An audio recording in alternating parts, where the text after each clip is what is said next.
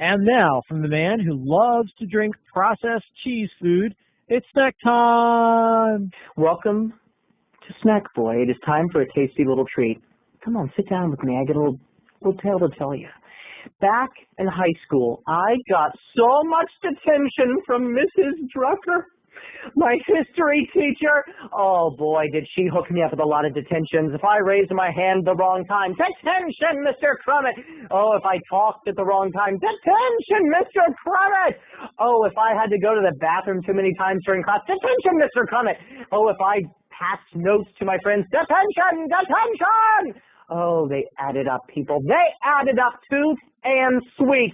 She had a hot toddy full of detentions for this boy here. Yours truly, Snackboy. But what happened was this. Years after I graduated, I shouldn't say years, that makes me sound kind of old.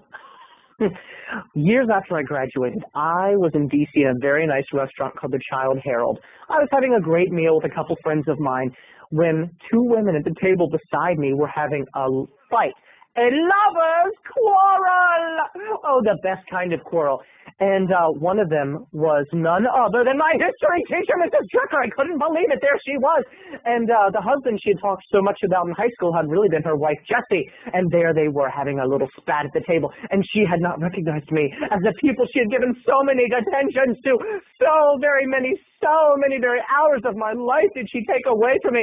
All those hours I could have been watching TV, or drawing, or playing with my model guillotine, but no, Mrs. Drucker had to give me detention. So there I was in the restaurant, enjoying my food, and the fight began. You don't make me feel very attractive anymore, Jessie, said my teacher, or my teacher of yore, my post-history teacher, and her lover, Jessie, said, honey, can we talk about this later? We are in a restaurant full of people. And Mrs. Drucker said, no, I think this is a perfectly good time to talk about it, Jessie.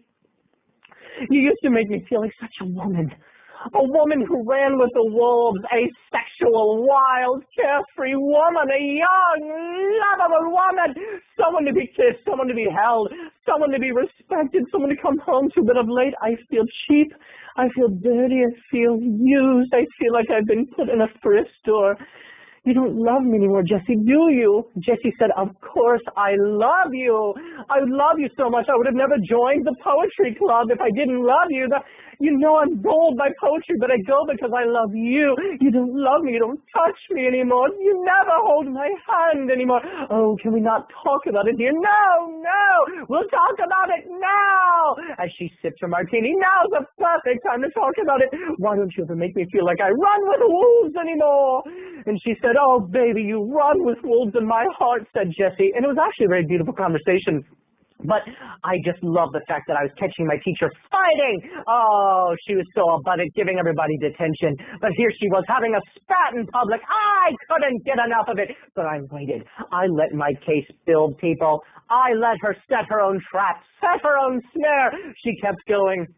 I don't want you to stop treating me like I don't exist. I want to be held and loved. I want to be ravaged. I want you to take me to a beach in France and make love to me like you used to do.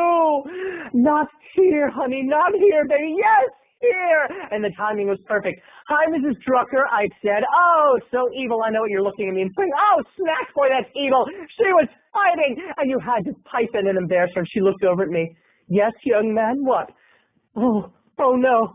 Hi, Mrs. Drucker. Do you remember me? Terry! Yes! How are you? Oh, how are you doing? How's life been treating you, huh? What's been going on with Mrs. Drucker, huh?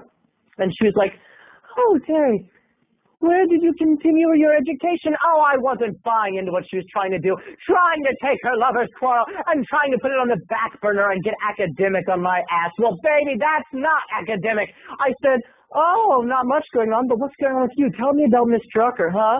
How are things going? And then her lover looked at me, and her lover caught my eye. She knew what I was doing. She knew I was torturing Mrs. Drucker, and she started to giggle. Jessie and I started sharing a laugh, and I started to giggle with her.